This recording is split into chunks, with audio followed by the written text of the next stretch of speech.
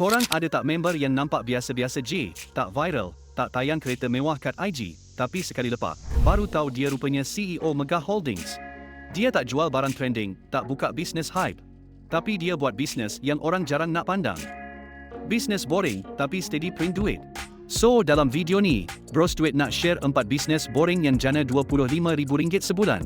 Siapa sangka, benda orang tak pandang ni sebenarnya lubuk duit. Selagi korang buat sungguh-sungguh dalam apa sahaja yang ada depan mata, rezeki memang tak ke mana. So, apa tunggu lagi? Alright, let's go. Nombor 1, detailing kereta. Bisnes detailing kereta ni nampak macam cuci kereta biasa, tapi sebenarnya level dia lain.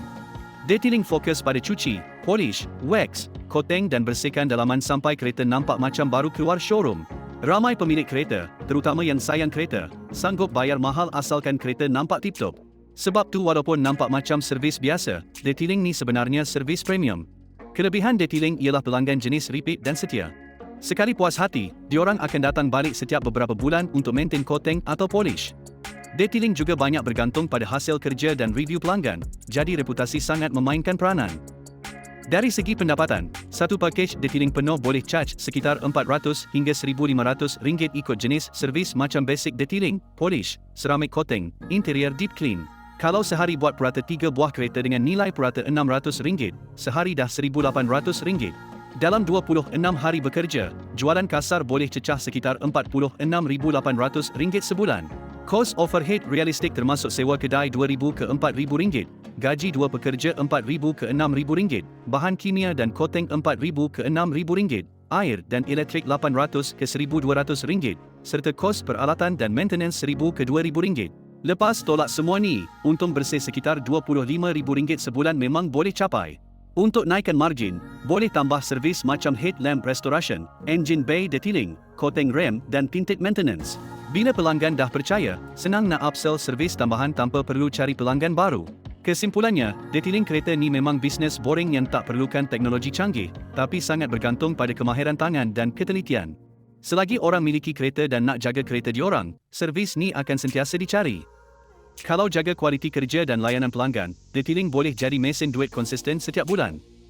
Nombor 2, kontraktor kolam renang. Bisnes kontraktor kolam renang ni nampak macam eksklusif, tapi cara kerja dia sebenarnya teknikal dan rutin. Rumah banglo, homestay, hotel kecil dan resort memang perlukan kolam renang sebagai tarikan. Bila owner dah ada bajet bina rumah besar atau homestay, kolam renang jadi checklist wajib. Sebab tu walaupun nampak niche, permintaan dia konsisten setiap tahun. Kelebihan bisnes ni ialah nilai projek besar dan pelanggan jarang berkira kalau hasil kerja kemas dan tahan lama. Kolam renang bukan benda orang buat selalu, jadi bila diorang buat, diorang nak buat betul-betul.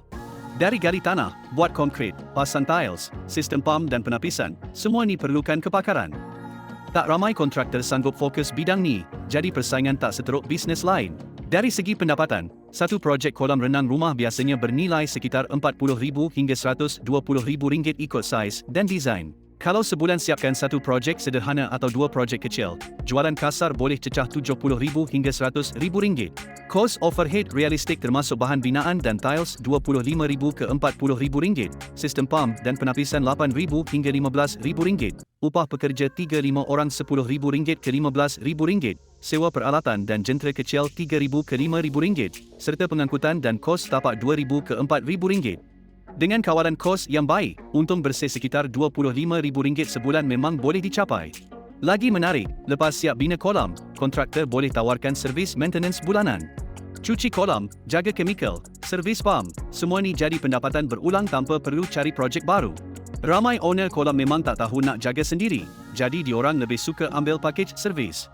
Kesimpulannya, kontraktor kolam renang ni memang bisnes boring yang orang jarang nampak, tapi nilainya besar dan margin cantik.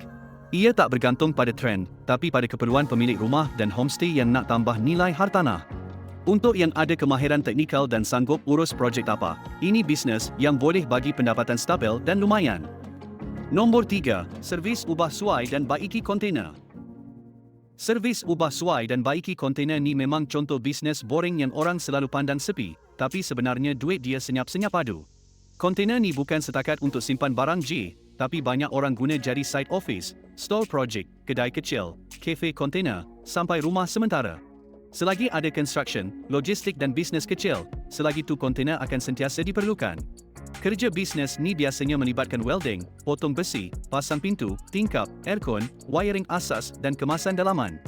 Ramai kontraktor, developer kecil dan owner bisnes tak nak pening kepala, jadi mereka cari satu pihak yang boleh settle semua benda sekali jalan. Kat situ nilai bisnes ni naik, walaupun nampak kotor dan panas. Dari segi pendapatan, kalau satu projek ubah suai kontena bernilai sekitar RM8,000 hingga RM15,000 seunit, buat 4-6 unit sebulan pun dah boleh capai jualan RM40,000 ke RM60,000.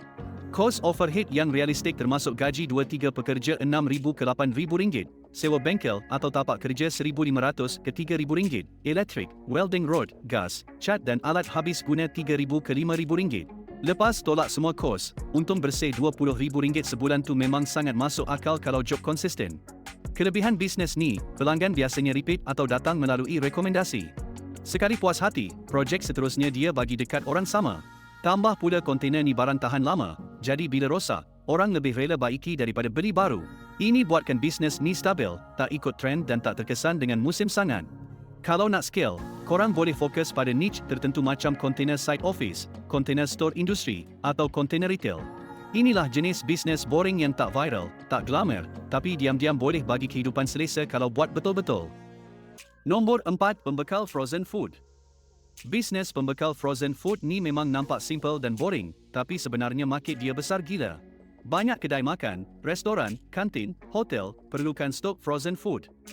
Lagi-lagi bila ramai orang sibuk kerja, demand untuk makanan frozen ni makin tinggi. Dari segi kelebihan, bisnes ni steady sebab pelanggan datang dari pelbagai lapisan. Daripada peniaga kecil sampailah ke hypermarket. Bila dah ada network pembekal kilang dan logistik yang proper, pembekal frozen food boleh kawal harga dan dapat repeat order setiap bulan. Barang ni bukannya ikut musim sangat, kira sepanjang tahun orang akan beli, tak macam buah-buahan yang ikut musim. Dari segi pendapatan, katakan jualan kasar frozen food boleh cecah RM200,000 sebulan.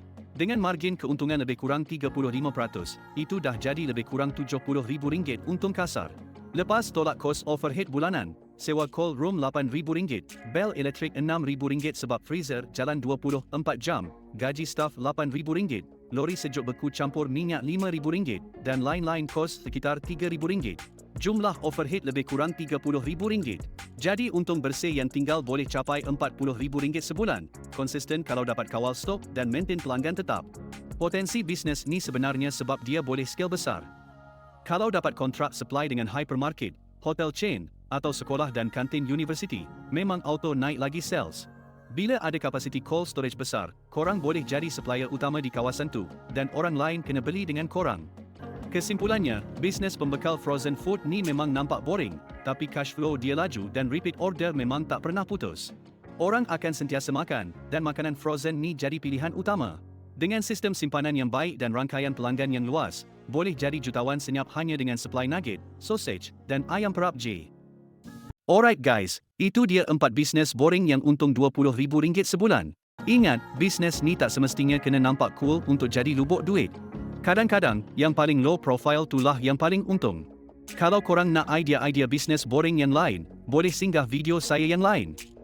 Jangan lupa like dan subscribe untuk lebih banyak konten idea bisnes. Jumpa lagi dalam video seterusnya, bye.